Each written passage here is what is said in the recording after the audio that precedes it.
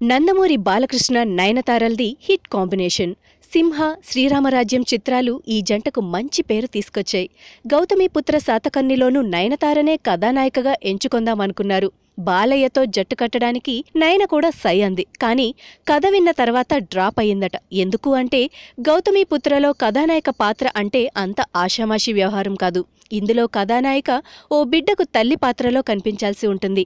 దానికి తోడు emotion, sentiment dose కూడా ఎక్కువగానే ఉంటుంది. అందుకే నయన నో చెప్పినట్టు టాక్. మరీ డీగ్లామర్ రోల్లో చేస్తే ఇమేజ్కి డ్యామేజ్ వస్తుందేమో అని భయపడిందంట. నయనే కాదు, అనుష్క కూడా ఇదే కారణంతో ఈ సినిమాలో నటించడానికి వెనకడుగు వేసిందని సమాచారం. కానీ తెలుగులో మంచి అవకాశాల కోసం ఎదురుచూస్తున్న శ్రియా మాత్రం ఈ ఛాన్స్ చేజిక్కించుకుంది.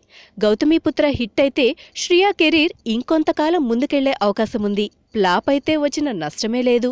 అందుకే ధైర్యంగా ఈ సినిమా చేసిందంట. ఇటీవల శ్రియా లుక్ కూడా విడుదల చేశారు. ఇందులో శ్రియా ఈ పాత్రని పిండేసినట్టే కనిపిస్తోంది మరి.